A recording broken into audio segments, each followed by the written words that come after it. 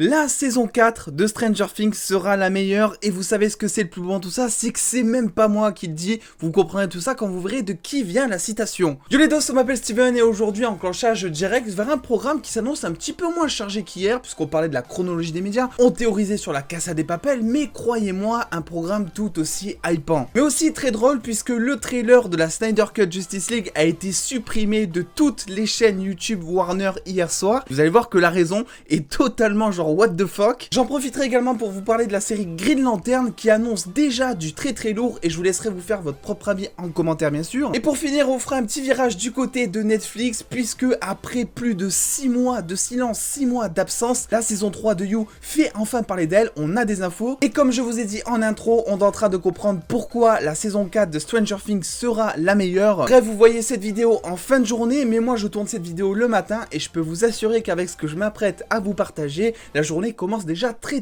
bien pour moi.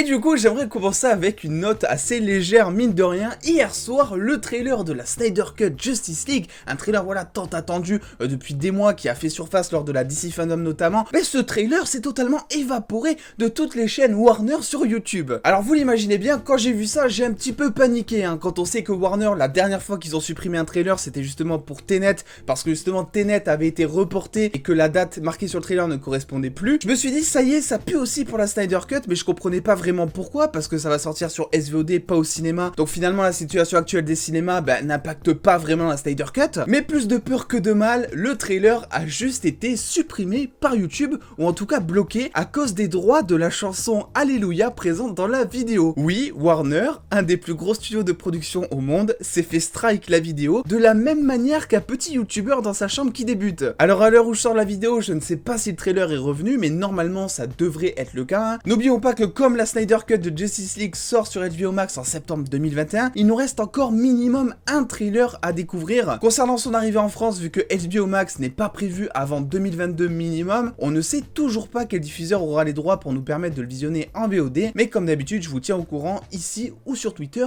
ou sur Instagram. Et toujours du côté d'HBO Max, une série à destination de la plateforme fait déjà énormément parler d'elle depuis 2-3 jours alors qu'elle arrive pas de suite. Et je me suis dit justement qu'un petit éclairage de lanterne ne ferait pas de mal. Oui, ici on aime l'humour. Certains bruits de couloir circulaient depuis un moment maintenant, mais tout s'est confirmé lors du New York Comic Con. Une série Green Lantern de 10 épisodes a été officiellement commandée pour HBO Max. Et nous aurons du coup l'occasion d'y suivre non pas un, mais plusieurs lanternes selon Variety, qui seraient dépeints sous les identités de Guy Gardner, Jessica Gruss, Simon Bass et Alan Scott, premier Green Lantern à orientation homosexuelle comme dans les comics. Et on parle aussi d'inclure certains personnages assez phares de la licence comme par exemple Kilowog ou Sinestro qui était déjà présent dans le premier film avec Ryan Reynolds, film qui a pas vraiment été un énorme succès, on va pas se le cacher, mais aussi des personnages exclusivement créés pour la série. Selon The Direct maintenant, il semblerait en fait que tous ces personnages ne soient pas liés dans la même période. Alan Scott serait mentionné pour être développé par exemple comme étant un homme gay qui doit traverser l'Amérique des années 40, pendant que Guy Gardner lui sera présenté dans les années 80. Le Green Lantern serait d'ailleurs accompagné d'un nouveau personnage. Toujours selon The Direct, il s'agirait d'une Green Lantern noire du nom de Bridgerta, décrite ici comme étant extrêmement engagée et travailleuse pour mériter son anneau. Elle serait mi-humaine, mi-extraterrestre, un petit peu à l'image de Star-Lord dans les Gardiens de la Galaxie finalement, et aurait grandi sur une autre planète avancée technologiquement parlant. Un petit peu à la manière de l'Arrowverse, il est fort probable que les prochaines séries toutes présentes sur HBO Max concernant DC soient toutes liées entre elles. On a déjà Titans qui pourrait rentrer susceptiblement là-dedans, on a une série Peacemaker dont je vous ai déjà parlé, on a la série Green Lantern dont je vous parle, et on a également une série autour de l'univers de The Batman qui sera par contre centré cette fois sur les flics, donc sur le GCPD à Gotham. Et je me dis que tout ça, ça sent très bon l'univers connecté, et on va pas se le cacher, ça fait extrêmement plaisir. Le sujet qui va suivre par contre va vous faire peut-être un peu moins plaisir. Effectivement, vous connaissez la situation des cinémas à l'heure actuelle aux États-Unis, tout est quasiment fermé. En Europe, il y a le confinement, donc c'est du pareil au même de notre côté, on peut considérer que tout est fermé aussi. Et du coup, ça sent vraiment, mais vraiment pas bon pour Wonder Woman 1984 qui officiellement officiellement est toujours prévu pour sortir en salle le 25 décembre 2020 aux États-Unis. Deadline rapporte du coup aujourd'hui que Warner serait en train de réfléchir au futur du film. Donc pour ça, plusieurs entre guillemets solutions, si on peut appeler ça comme ça. Il serait question déjà de le sortir en temps et en heure en salle, mais de le laisser uniquement 3 semaines pour ensuite le transférer sur les plateformes de VOD et donc le faire acheter aux gens à peu près une vingtaine ou une trentaine d'euros. Alors oui, c'est ce qu'on appelle plus communément essayer de trouver le juste milieu entre une sortie salle et une sortie SVOD. Cependant, plusieurs sources depuis ont contesté un petit peu cette entre guillemets solution et parlent soit d'un maintien au 25 décembre comme c'était prévu, soit d'un report carrément en 2021. Alors on aura sûrement la réponse de ces fameuses solutions d'ici quelques semaines ou quelques jours, je ne sais pas. Et par contre, une chose est sûre, c'est que Warner,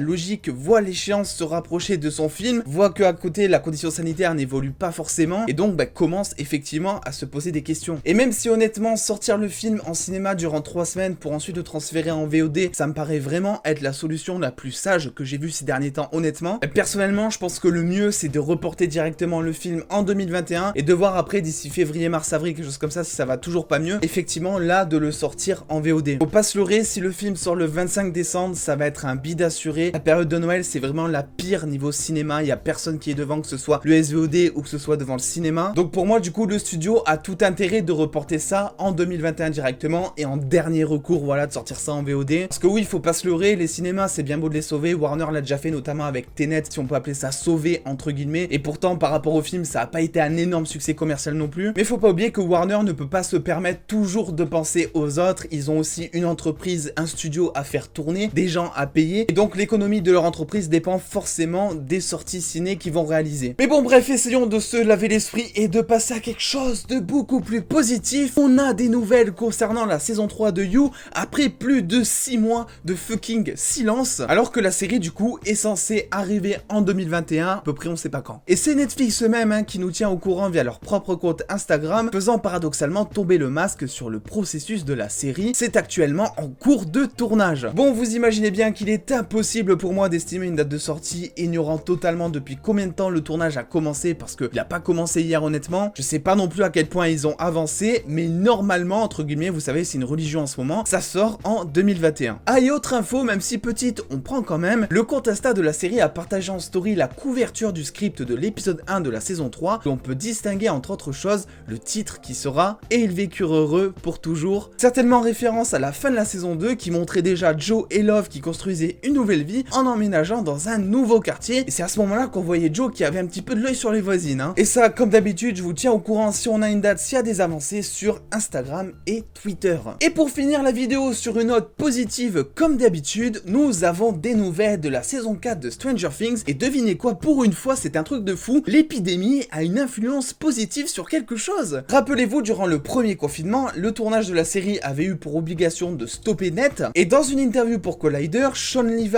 donc le producteur de la série, a déclaré que les frères Duffer s'étaient justement servis de ce temps pour peaufiner le scénario et surtout pour le terminer. Et c'est notable dans le sens où c'est la première fois qu'un scénario d'une saison de Stranger Things est terminé avant même le commencement du tournage. Il nous explique qu'il manque habituellement de temps et qu'ils sont normalement obligés de réécrire certaines choses alors que le tournage est déjà en cours, ce qui provoque des changements de dialogue ou alors des changements de mise en scène durant les dernières minutes. Le producteur nous dit clairement ici que c'est les meilleurs scénarios de Stranger Things qu'il a pu voir jusqu'à présent, reste plus qu'à voir justement après diffusion pour voir si effectivement il s'agira de la meilleure saison, mais ça sent honnêtement déjà très bon. Voilà, mis à part du Wonder Woman, je vous avais dit que ça serait plutôt bien cool, là on a parlé de You quand même, moi je suis très content, ça fait énormément de temps que j'attends des nouvelles de cette série honnêtement. N'oubliez pas dans tous les cas de venir me suivre sur les réseaux sociaux pour avoir des news en exclusivité et en avance. On se retrouve très vite pour de nouvelles vidéos avec le petit pouce bleu qui fait plaisir si cette vidéo vous a plu bien sûr. Et en attendant les dos, prenez soin de vous, faites-vous bien kiffer, des bisous les dos.